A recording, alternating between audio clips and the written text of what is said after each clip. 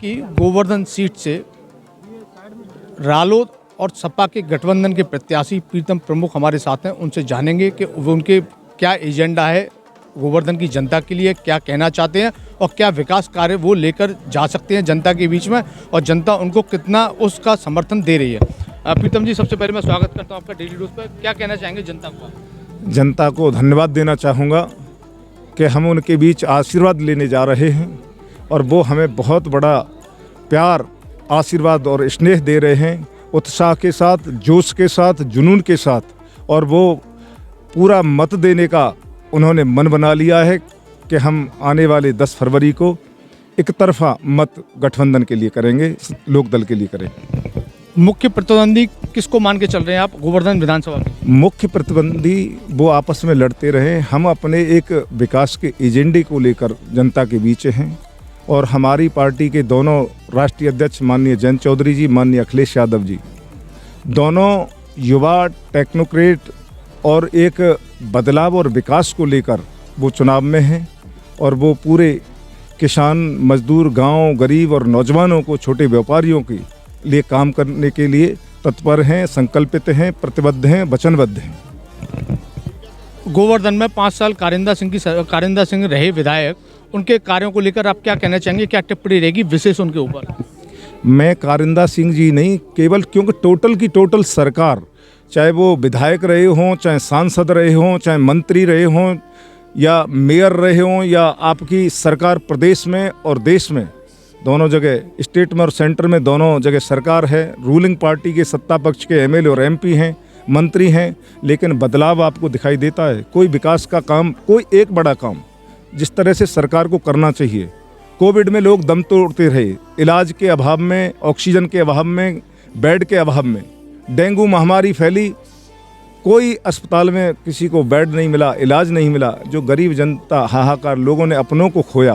कोई बड़े अस्पताल की व्यवस्था कराई, कोई बड़े विश्वविद्यालय की, जो हमारी प्रतिभावान बेटियां हैं जिन्हें हम चाह कर भी बड़े शहरों में नहीं भेज सकते शिक्षा के लिए। एक तो हमारी इतनी क्षमता नहीं, हमारी जो गांव की गरीब आबादी है, और उसके अलावा उनकी जो सोच भी है कि बेटियों को बाहर नहीं भेज सकते, उनके लिए कोई गर्ल्स यूनिवर्सिटी या विश्वविद्यालय की स्थापना कराई। हमारा जो किसान का, मजदूर का, गांव का और गरीब का बेटा ज़्यादातर फौज और पुलिस में जाता है, उसके लिए कोई खेल के मैदान की, कोई प्लेग्राउंड की या कोई स्टेडियम की स्थापना कराई सरकार ने? नहीं कराई। मैं कह रहा हूँ, और हमारा जो नासूर बना हुआ है हमारे क्षेत्र में, सबसे बड़ा प्रमुख मुद्दा है पानी। खारी पानी की समस्या से पूरा क्षेत्र हाहाकार मची हुई है, लेकिन आज तक ठोस प्रयास नहीं किया गया कोई। हमारा प्रमुख मुद्दा है, हम सबसे पहले हम पानी पर काम करेंगे, चाहे वो इंसानों को पीने का पानी हो, चाहे पशुओं को पीने का पानी हो, चाहे सिंचाई के लिए खेत को पानी हो। आपके पास चुनाव प्रचार में आप काफ़ी मेहनत कर रहे हैं और आपके पास समय की कमी है। मैं राष्ट्रीय प्रवक्ता हैं राष्ट्रीय लोकदल के योगेश द्विवेदी जी, ज़रा उनसे बात कर लेता हूं मैं, क्योंकि प्रचार भी अपनी जगह ज़रूरी है और प्रचार की प्रक्रिया उनकी चल रही है। योगेश जी, सबसे पहले मैं डेली डोज पर आपका स्वागत करता हूँ। Thank you sir. अब की बार कितने सीटें लाते हुए दिख रहा है ये गठबंधन? देखिए, गठबंधन निश्चित तौर पर पूर्ण बहुमत की सरकार बनाने जा रहा है। 10 फरवरी को वोटिंग हो रही है पहले चरण की, और 10 मार्च को जो है सरकार बनेगी। और निश्चित तौर पर राष्ट्रीय लोकदल के राष्ट्रीय अध्यक्ष आदरणीय जयंत चौधरी जी और राष्ट्रीय अध्यक्ष समाजवादी पार्टी के आदरणीय अखिलेश जी, जो संयुक्त गठबंधन है, उसके प्रत्याशी हैं गोवर्धन से माननीय प्रीतम प्रधान जी, जो कि प्रमुख जी, जिनका अभी आपने साक्षात्कार किया है। और निश्चित तौर पर गठबंधन सरकार बनाने जा रहा है, इसमें कोई दो राय नहीं। उत्तर प्रदेश में जो अब जिस समय गतिविधि चल रही है, चुनावी समीकरण अब बनाए जा रहे हैं जिस तरीके से, और उछल कूद भी मच रही है, प्रत्याशी इधर से उधर भी जा रहे हैं जो असंतुष्ट हैं। ऐसे में गठबंधन उनको किस तरीके से मैनेज कर पाएगा? क्योंकि हाल ही में अभी देखा गया मार्च में किस तरीके से सारा क्रियाकलाप हुआ है, और योगेश नौवार को एक तरफ हटा करके और अब लाठर मैदान में है।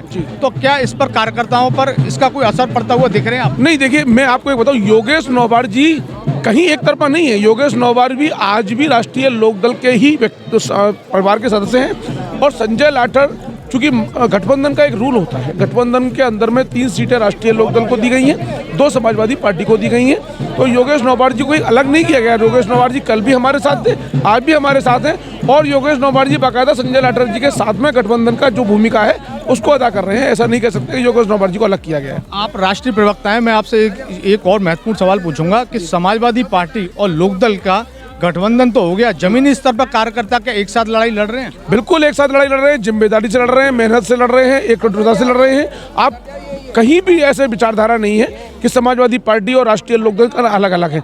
हमारे गठबंधन में मजबूती है, एकता है, पारिवारिकता है और निष्ठा से हम लोग साथ हैं, प्रत्याशी के साथ हैं। और एक प्रत्याशी के साथ नहीं, जो भी गठबंधन के लोग हैं उसके साथ मजबूती से, जहाँ हैंडपंप है वहाँ हैंडपंप के साथ हैं, जहाँ साइकिल चुनाव चिन्ह है वहाँ साइकिल चुनाव चिन्ह के साथ, दोनों गठबंधन के साथ ही मजबूती के साथ खड़े हुए हैं। बीजेपी एक बहुत बड़ा आरोप लगाती है कि गुंडा राज बढ़ जाता है और एक नारा भी बीजेपी ने लगाया हुआ है, जिस गाड़ी पर सपा का झंडा उसमें समझो बैठा गुंडा। तो इसमें लोकदल अपने आप को किसी तरह के एहसास महसूस तो नहीं कर पाएंगे? नहीं सर, बिल्कुल महसूस नहीं कर पा रहे हैं। अभी भारतीय जनता पार्टी के राष्ट्रीय प्रवक्ता संबित पात्रा जी ने एक नारा दिया था कि उन्होंने ये कहा था कि गंगा एक्सप्रेस और गुंडा एक्सप्रेस। आप मुझे बताइए, गंगा एक्सप्रेस वे की जो बात करते हैं, उस गंगा के अंदर में लाशों को तैराने का काम तो भारतीय जनता पार्टी ने किया था। और गुंडा एक्सप्रेस की बात करते हैं तो हाथरस के अंदर में जिस बिटिया को माता पिता देख नहीं पाए थे, उस गुंडा एक्सप्रेस वे की याद करा दूं उनको। उसके बाद में लखीमपुर खीरी, जहाँ किसानों के ऊपर पे मंत्री पुत्र ने गाड़ी चढ़ा दी। तो ये तो गुंडा एक्सप्रेस और गंगा एक्सप्रेस तो पहले अपने ऊपर ही हमला जहाँ पहना लें। हमारे ऊपर आरोप तय करने से पहले खुद देखें कि भारतीय जनता पार्टी किस तरीके से बात करती है। आरोप लगाने से पहले सर वो पहले अपने आंचल में देखें कि हम आरोप लगा क्या रहे हैं। आदरणीय गृह मंत्री जी आज जो है अमित शाह जी मथुरा आए थे, उन्होंने कहा था कि बेटियां इतनी सुरक्षित हैं कि रात को सोने का कुंडल ही पहन के चले जाती हैं। आपकी मीडिया ने दिखाया कुछ दिन पहले एक बेटी को जो है कोसी की जो बिटिया थी उसका सरेआम बलात्कार कर दिया गया। तो कानून व्यवस्था में फेल है, सुरक्षा में फेल है, हर चीज में फेल है। अब मैं आखिरी दो सवाल ले लेता हूँ। मथुरा जो क्षेत्र है पूरा जिला, उसमें 5 विधानसभा सीटें हैं, कितनी सीटें लगभग आपको आती दिख रही हैं? निश्चित तौर पे गठबंधन की जो हमारी सीटें हैं, जो 3 लोकदल को मिली है, 2 समाजवादी पार्टी को मिली है, हम 5 सीट पर जो है बहुत भारी बहुमत से चुनाव जीत रहे हैं। चलिए योगेश जी, मैं फिर से आपसे एक बार डिटेल में बात करूंगा। आज के लिए इतना ही। ये थे हमारे साथ में प्रीतम प्रमुख, जो कि गोवर्धन विधानसभा सीट से प्रत्याशी हैं, साथ में राष्ट्रीय प्रवक्ता योगेश द्विवेदी, जिन्होंने कि सपा गठबंधन को मजबूत बताते हुए एक बहुमत की सरकार बनाने का दावा किया है। साथ ही मथुरा जिले से 5 विधानसभा सीट पर एक बड़ी जीत का दावा भी कर दिया है। इसी के साथ अब तक के लिए धन्यवाद।